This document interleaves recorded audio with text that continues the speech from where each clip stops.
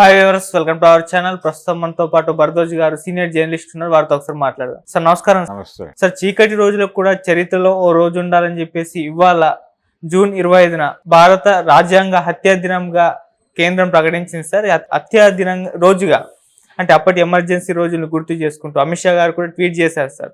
మరి అప్పుడు ఏం జరిగింది, దీనిపైన మీ ఒపీనియన్ సార్? రాజ్యాంగాన్ని హత్య చేయటం అనేది ఆ రోజు జరగలేదండి.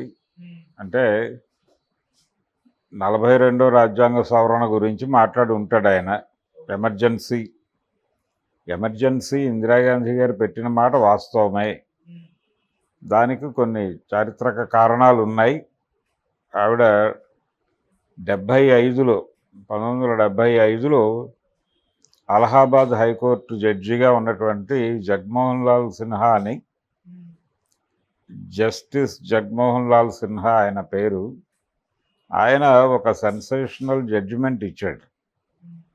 ఆ జడ్జిమెంట్ ఏమిటంటే ఇందిరాగాంధీ గారి ఎన్నిక చెల్లదు అని చెప్పి రాజనారాయణ గారు ఆవిడతో పోటీ పడినటువంటి ప్రత్యర్థి ఆయన కేసు వేశాడు.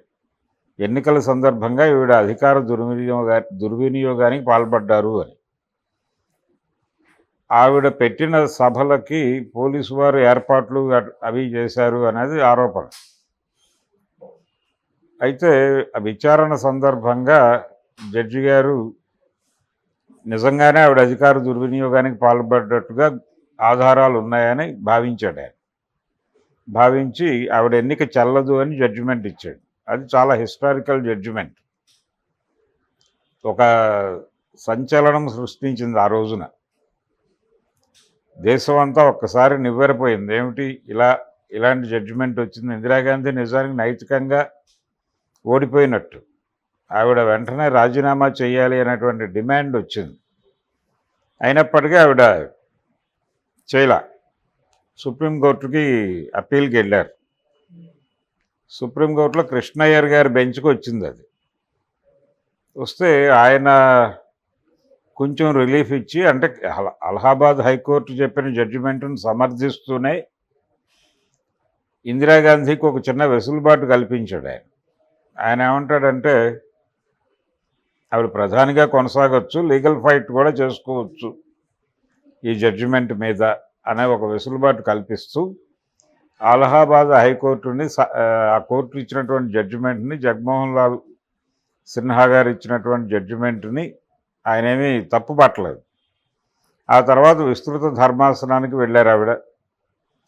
వెళ్ళి అక్కడ కేసు కొట్టించేసుకున్నారు.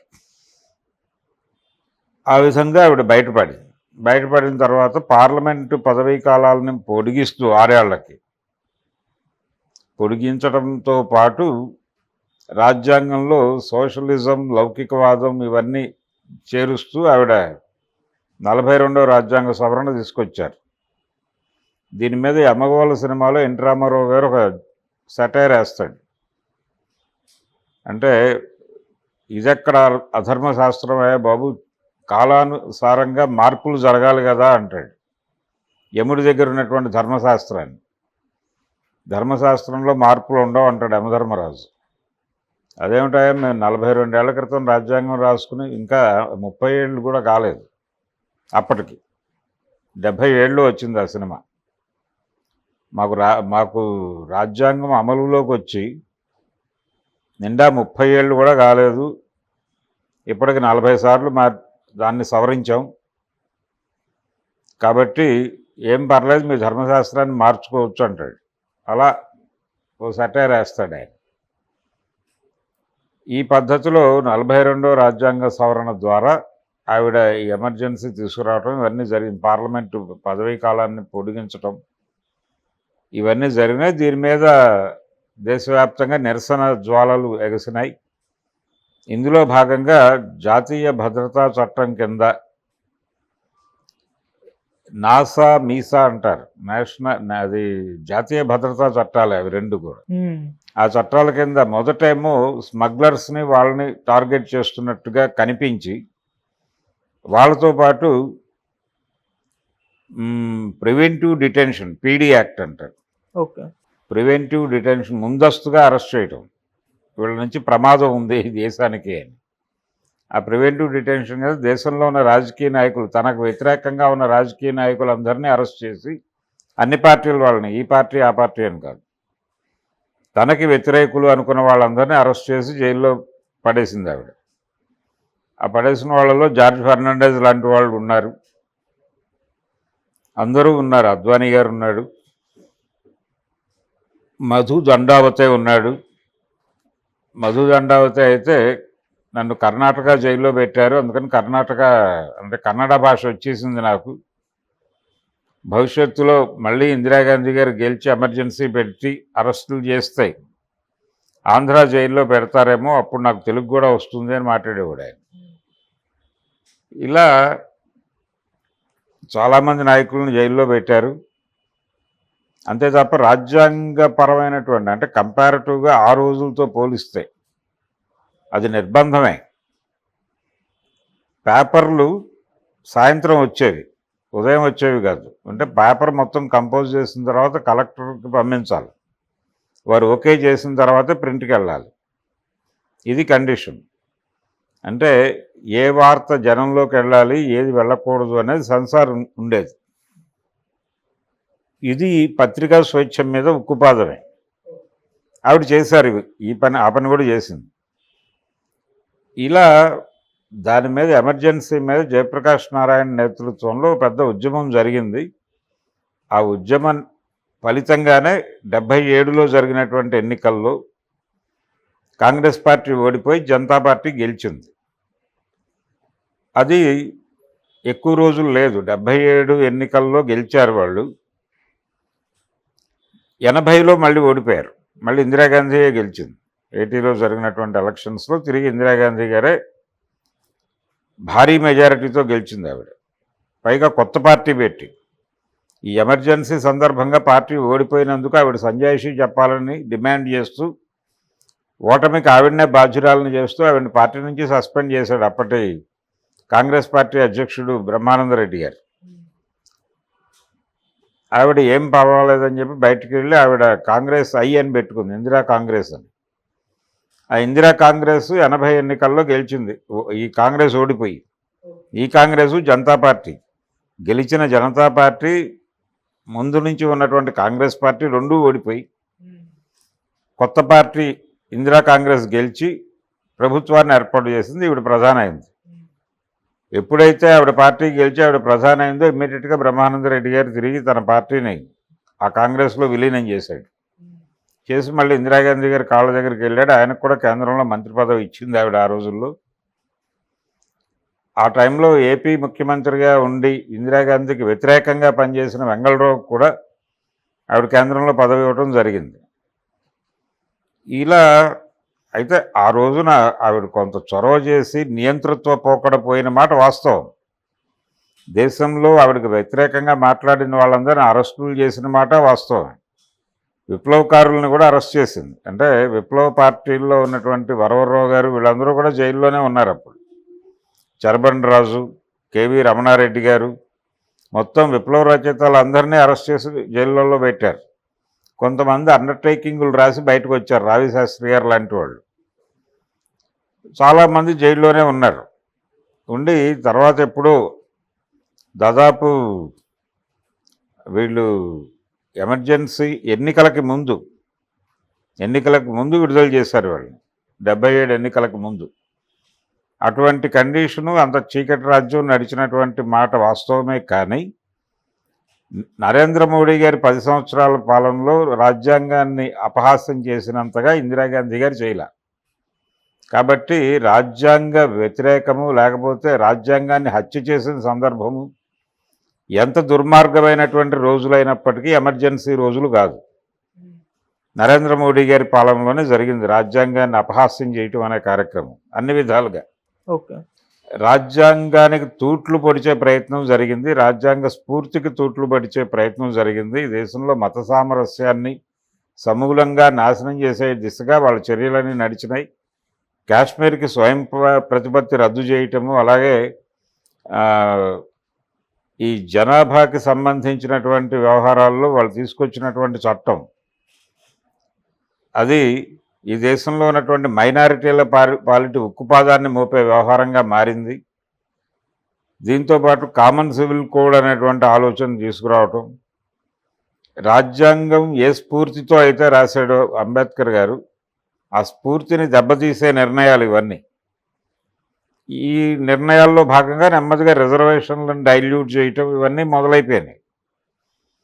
అయితే ఇందిరాగాంధీ గారు ఆవిడ 42వ రాజ్యాంగ సవరణ ద్వారా లౌకికవాదము అనేదాన్ని రాజ్యాంగంలోకి ప్రవేశపెట్టింది.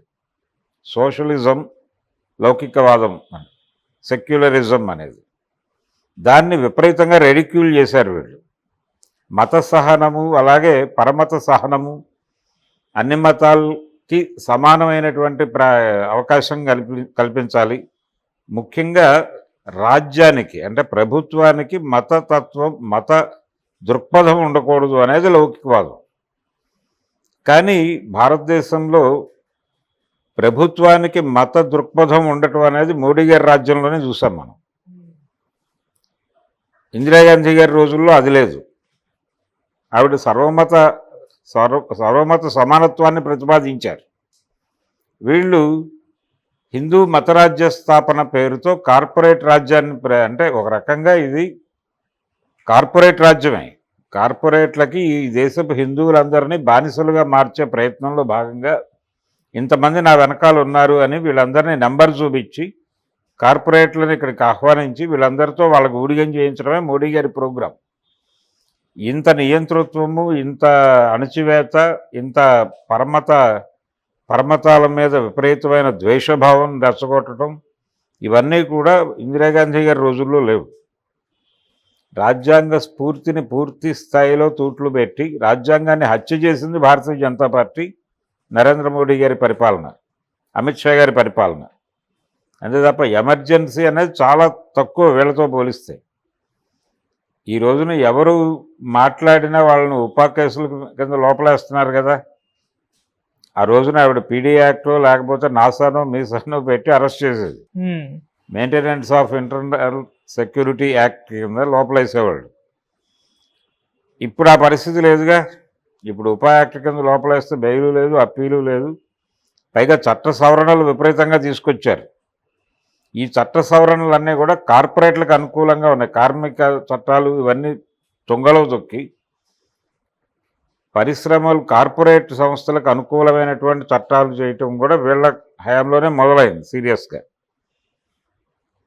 ఇటువంటి కండిషన్, ఇంత దుర్మార్గమైనటువంటి పాలన ఇందిరాగాంధీ గారి హయాంలో ఎప్పుడూ జరగలేదు. ఎమర్జెన్సీ చీకటి రోజులు అనేది వాస్తవమే. అరెస్టులు జరిగినాయి, చాలామందిని చంపేయటం కూడా జరిగింది. ఆ ముసుగులో ఎన్కౌంటర్లు విపరీతంగా జరిగినాయి. ప్రజా ఉద్యమాల మీద విపరీతమైన అణచివేత కొనసాగింది. అయినప్పటికీ ఇప్పుడు జరిగిన హత్యాకాండతో పోలిస్తే అది తక్కువే. ఇందిరాగాంధీ గారి పర్సెప్షన్కి వీళ్ళ పర్సెప్షన్కి చాలా తేడా ఉంది. వీళ్ళు చాలా దుర్మార్గంగా ఈ దేశాన్ని కార్పొరేట్ రాజ్యంగా మార్చడం కోసం జనాలను అణిచివేస్తున్నారు. ప్రజల్లో చీలికలు తెస్తున్నారు, ప్రజల్ని రెచ్చగొడుతున్నారు, ఒకళ్ళ మీద ఒకళ్ళని రెచ్చగొడుతున్నారు, ఒకళ్ళకు అభిముఖంగా ఒకళ్ళని నిలబెట్టి దాడులు చేసుకునే పరిస్థితి కల్పిస్తున్నారు. ఆ రోజున అలా లేదు. కాబట్టి రాజ్యాంగాన్ని హత్య చేసిన చరిత్ర భారతీయ జనతా పార్టీది. చీకటి రోజు అనుకోవాలంటే నరేంద్ర మోడీ గారు మూడోసారి గెలిచిన రోజు చీకటి రోజు ఈ దేశంలో, ఈ దేశ చరిత్రలో. అలాగే వీళ్ళు లౌకికవాదానికి తూట్లు పొడుస్తూ చేసినటువంటి చట్ట సవరణలు అన్నీ కూడా అంటే న్యాయ సంహిత అనే పేరుతో పాత యాక్టులన్నింటినీ, అంటే బ్రిటిష్ జమానాలో చేసిన చట్టాలు ఇవన్నీ అనే పేరుతో పేర్లు మారుస్తూ వాటి స్ఫూర్తిని నీరుగారుస్తూ నడుపుతున్నాడు నరేంద్ర మోడీ గారు, అమిత్ షా గారు. కాబట్టి రాజ్యాంగ హత్య అనేది జరిగితే ఆయన కొత్త పార్లమెంట్లో కూడా ఒక రాజదండం పట్టుకుని వెళ్ళాడు తప్ప రాజ్యాంగం కాదు. అంటే ఏదో ప్రభువులాగా వెళ్ళాడు ఆయన ఆ దండం పట్టుకుని.